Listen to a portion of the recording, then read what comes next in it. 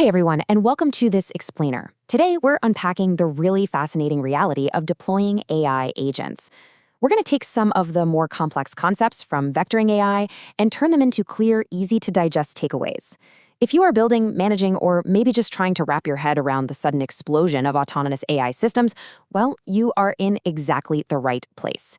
We are going to look closely at the crucial frameworks that dictate how humans and AI actually work together out there in the real world.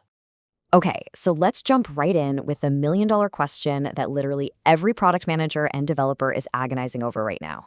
How much autonomy should AI really have? Honestly, it's the defining tension in tech today. At one extreme, you've got an AI that can't even send a simple email without you clicking approve. Then, at the complete opposite extreme, you have an AI running your entire backend while you're fast asleep. Now, neither of those extremes is perfect for every single situation. The sweet spot, well, that depends entirely on your domain, the stakes if something fails, and frankly, how much you actually trust your agent. Get this. These AI concepts actually originated from a 2012 military report on autonomous weapons. Yeah, we are talking about literal killer robots here.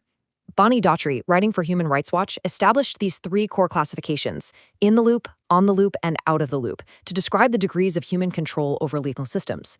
It perfectly highlights the incredibly high stakes of what we're discussing today. I mean, the frameworks originally designed to prevent military catastrophes are the exact same ones we use right now to ensure an LLM agent doesn't accidentally delete your company's production database. Here is our roadmap for the explainer today. 1. The autonomy spectrum. 2. Maximum control, in the loop.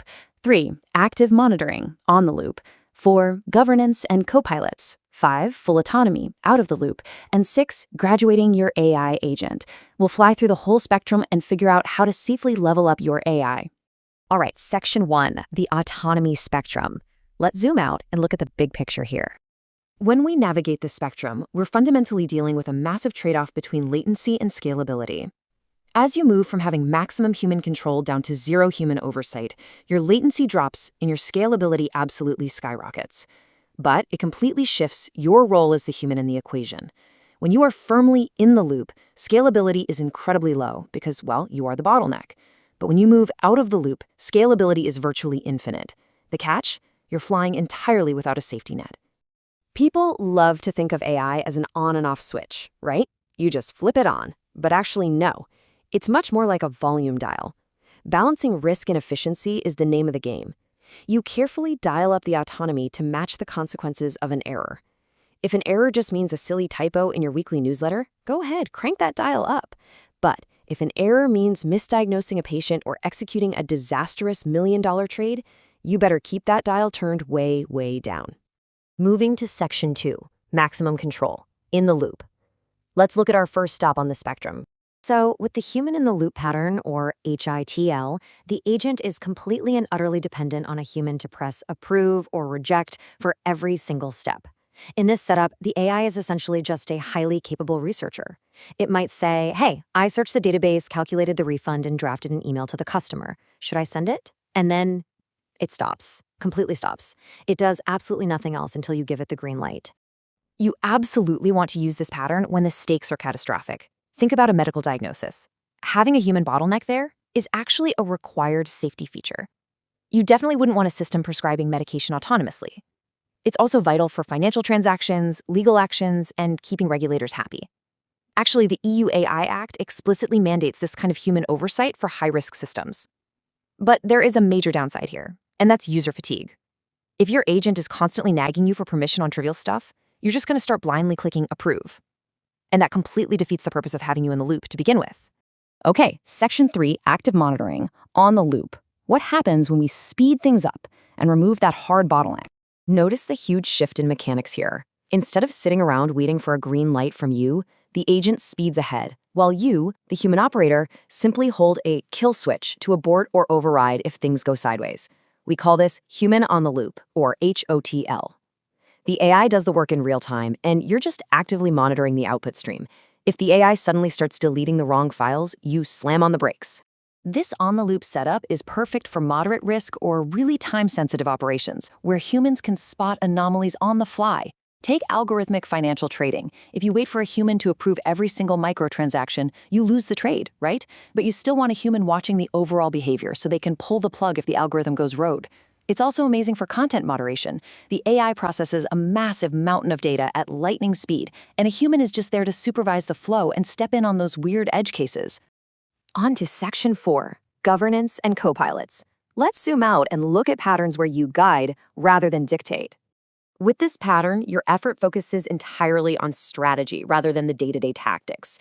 It's ideal for batch processing, things like, say, thousands of customer support tickets. We call this human over the loop. Instead of watching the AI work in real time, you step back. You act like a manager.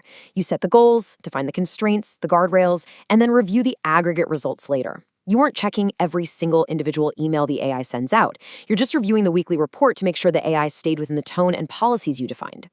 Now, this next pattern is incredibly popular right now. Human beside the loop.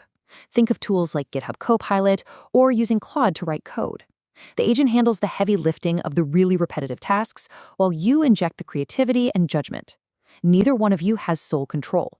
You write a prompt, the AI drafts an email, you tweak the second paragraph, the AI translates it to French, and then you finally hit send. It's a true peer-to-peer collaboration. It's absolutely perfect for creative work, brainstorming, and complex reasoning where the sum of human and AI is way greater than its parts. Section 5, Full Autonomy, Out of the Loop. Now we arrive at the far right of our spectrum, where the human safety net is completely gone. Here, you simply initiate the task and receive the final result. This demands absolute trust in the system. This is human out of the loop, or HOOTL. The agent plans, acts, observes, and finalizes everything autonomously. There's no green light, no kill switch, and definitely no policy review mid-task. You say go, and it just goes. Because there's zero safety net and compounding errors can be super dangerous, this pattern should really only be reserved for well-tested, high-volume tasks. Things like routine data extraction. Imagine an AI agent tasked with formatting and moving millions of database records overnight. It's an incredibly high-volume, low-stakes task where having a human in the mix slowing things down is just unacceptable. But a quick warning, if an out-of-the-loop agent starts hallucinating, it can corrupt thousands of records before you even wake up to grab your morning coffee. Finally, Section 6, Graduating your AI agent. So, how do we safely get an agent to full autonomy without inviting a complete disaster? Treat your AI like a brand new employee using a step-by-step graduation framework. You start with strict micromanagement and progressively relax your grip as the error rate drops. Think about it. You wouldn't hire a new intern and immediately let them run the company's payroll totally out of the loop, right? So you start in phase 1, human in the loop. You review every single thing they do. Once their error rate drops below, let's say 5%, you move to phase 2, on the loop. You let them work, but you sit right next to them. When the error rate hits 1%, you move to phase 3, over the loop. You just check their weekly reports. Only when they are near perfect do you finally grant full out-of-the-loop autonomy. Look, jumping straight to full autonomy is a massive pitfall. Graduating your agent progressively builds the essential data and trust you need for safe deployment. Every single time you click approve or reject during that initial phase, you're actually creating incredibly valuable labeled training data that makes the AI smarter over time. Plus, if you're ever audited, especially if you're in a heavily regulated industry, you have a clear documented evidence trail showing exactly how and why this AI earned your trust. And if the error rate suddenly spikes for some reason, you have a predefined rollback path to instantly put yourself back in the loop. So I want to leave you with this one thought to help evaluate your own workflows. Are you treating your newest AI deployments like seasoned veterans and maybe skipping that critical human-in-the-loop validation? The magic of AI isn't just about what it can do. It's about engineering the right safety net around it so it can do it reliably. Thank you so much for joining me in this explainer to visually decode the true spectrum of AI autonomy. See you next time.